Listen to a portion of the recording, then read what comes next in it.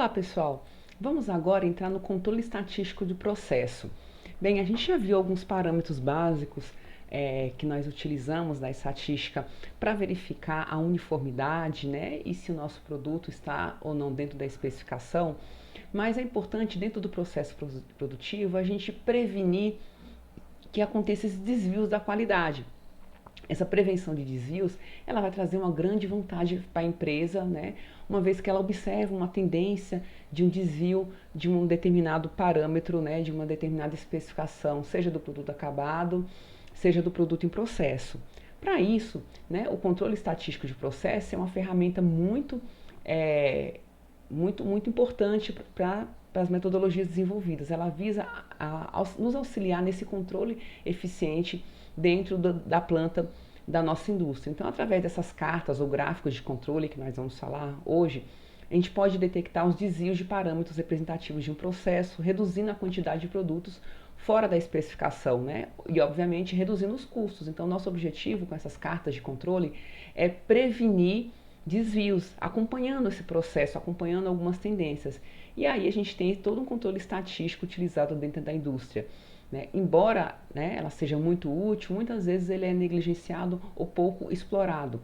Então, esse controle vai fornecer para a gente informações da validação de um processo, por exemplo, um processo de invase, um processo de compressão, um doseamento e assim sucessivamente. Então, você consegue investigar de maneira mais detalhada todos os pontos críticos da produção, podendo, né, facilitando o diagnóstico de possíveis não conformidades nas mais diversas etapas da produção. Então, ele vai sinalizar para a gente possíveis fontes de desvios de qualidade.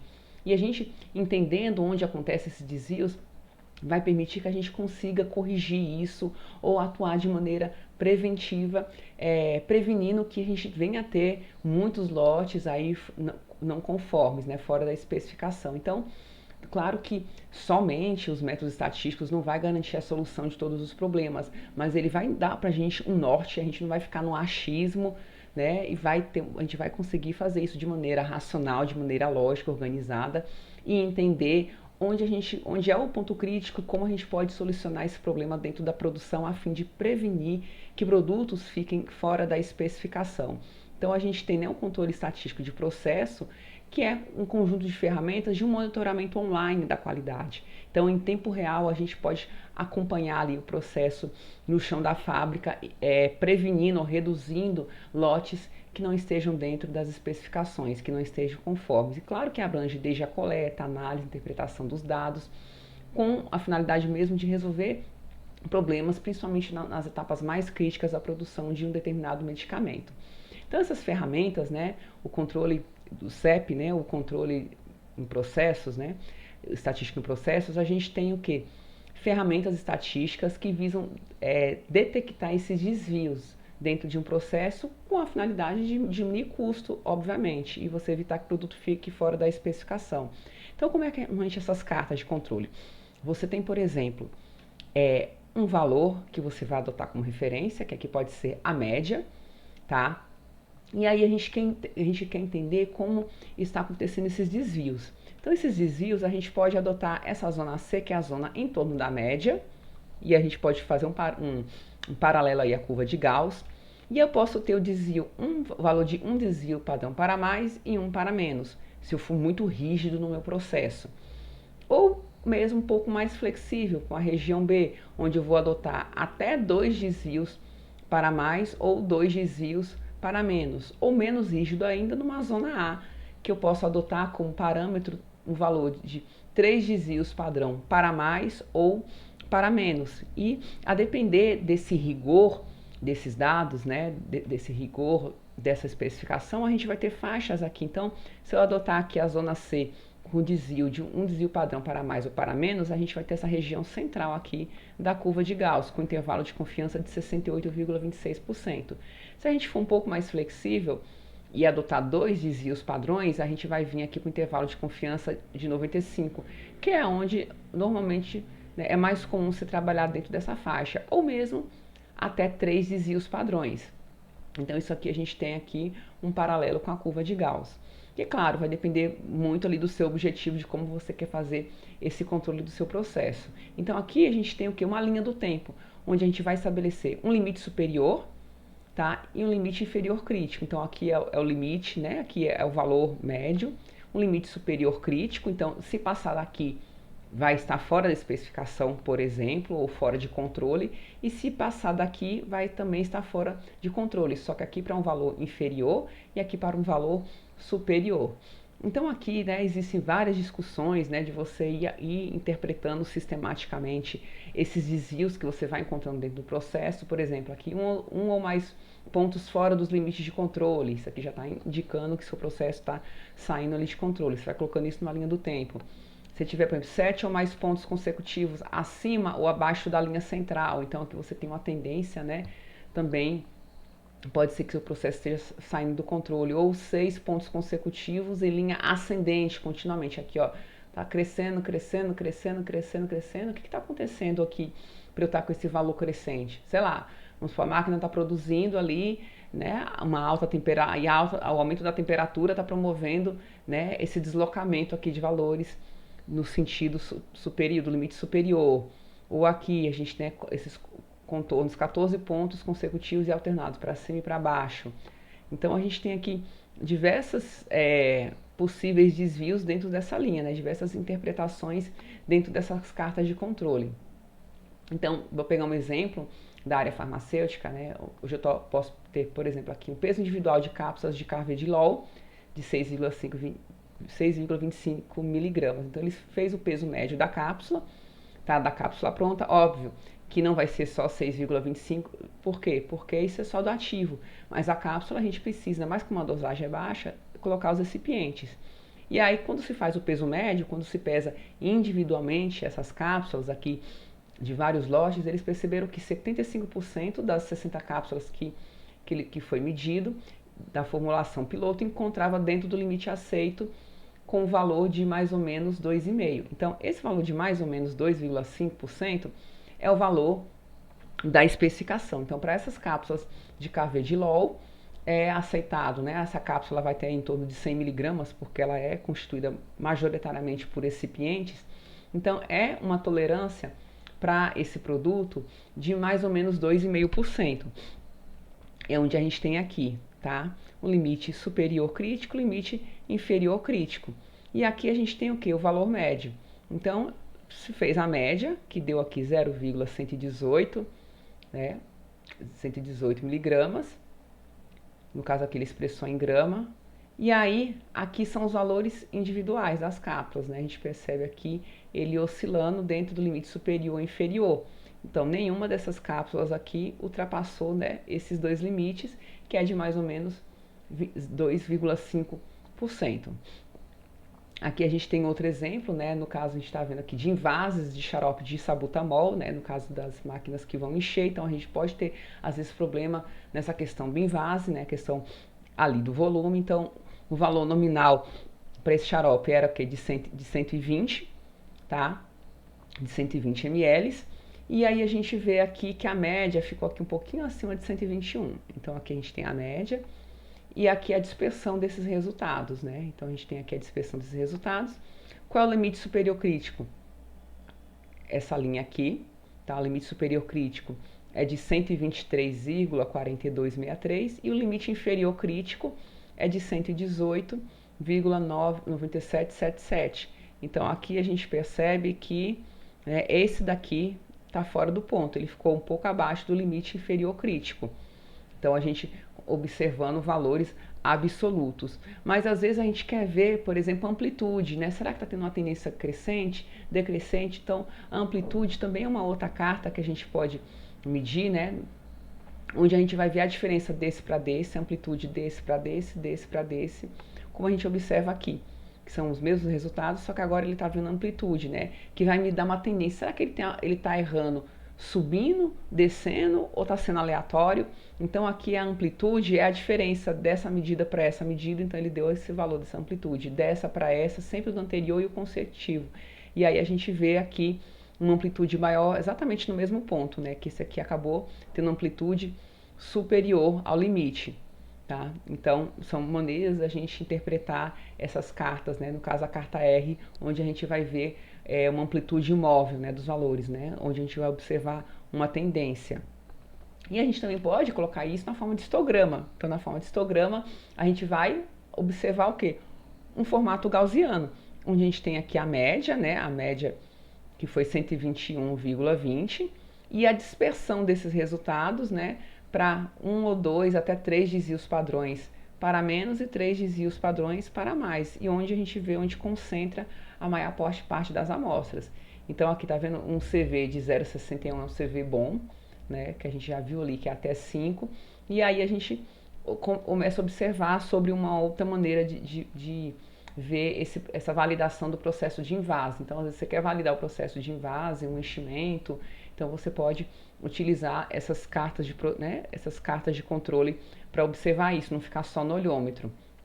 Aqui a gente tem a carta de controle de peso individuais, né, de comprimidos de losartan, é isso? E o que a gente observa aqui nessa produção, né, em relação ao valor teórico, tá? A gente tem aqui, ele colocou vários limites aqui que a gente pode adotar. Então, essa linha verdezinha é a média, tá? E aí, o que a gente tem? A gente tem uma variação aqui de menos 10%, tá? E mais 10%, que ele colocou em vermelho, ou seja, essas linhas mais extremas aqui, se eu adotar uma variação de mais ou menos 10%, e aí ele colocou uma faixa também de 5% para mais ou para menos. Então, aqui em azul, ele me deixou uma linha de mais ou menos 5%, e na lilás, um pouco mais rigoroso, de mais ou menos 2,5%, né? Então, ele está colocando aqui diferentes faixas, e aqui a distribuição dos valores que foram encontrados. Então, a gente vê que todos eles aqui estão dentro dessa faixa de mais ou menos 5%, né? Sendo que a maioria encontra ainda nessa faixa mais estreita, lilás, de mais ou menos 2,5%.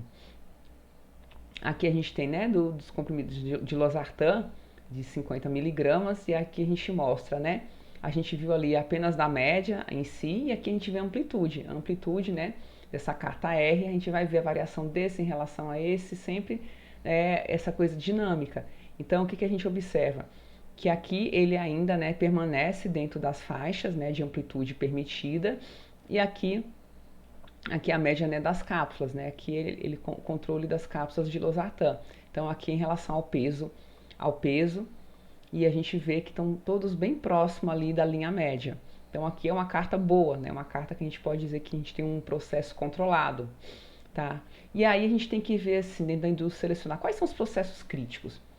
Por exemplo, na produção de comprimidos, né? Uma das variáveis que a gente pode pensar é na dureza. O que pode interferir na dureza? O ajuste da máquina, a força de compressão, a umidade do pó. Então, a gente pensando aqui, né? Aqui no grânulo, na densidade desse pó, na matriz, a questão dos punções, né? Até a gente ter o comprimido. Então, a gente tem que pensar no processo de produção e o que pode interferir naquela variável, o que pode interferir naquele parâmetro.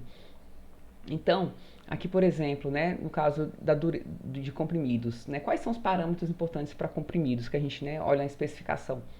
Peso médio, né, então aqui a gente adotou para glibenclamida de 7,5% para mais ou para menos, uma dureza de 4 a 7 kg força por centímetro quadrado, tá? Uma friabilidade inferior a 2%, um teor entre 90% e 110%, uma uniformidade de conteúdo de 85 a 115. E um tempo de solução de liberação de 80% do princípio ativo em até 60 minutos. E aí a gente, né, tem que avaliar o conjunto, porque comprimido não basta ele só estar com peso médio dentro, mas ele está com a friabilidade fora. Então a gente precisa que esse conjunto de dados aqui estejam dentro da especificação. Então aqui ele mostra esse primeiro, mostrando a média dos comprimidos, né, onde ele coloca aqui os limites superior e inferior aqui do peso, né, aqui em miligrama, então aqui 160, mais ou menos 7,5, tá? Então a gente percebe aqui que eles estão dentro, né, que parece uma carta um pouco com uma grande variação, mas ainda assim eles ainda estão dentro da faixa. que foi estabelecida, a dureza, né? A gente vê aqui a dureza, vai chegando uma hora que ele está uma tendência decrescente, né? Então, dessa carta de controle, então aqui a dureza, a média 6,85, com amplitude, né, no limite superior de 8,75, inferior 4,97, 4,94. Então, aqui percebam que é um valor decrescente. Então, será que está perdendo a força de compressão na máquina? O que está acontecendo que essa dureza está seguindo essa tendência, né, para baixo? Aqui a friabilidade. A friabilidade a gente já vê o quê?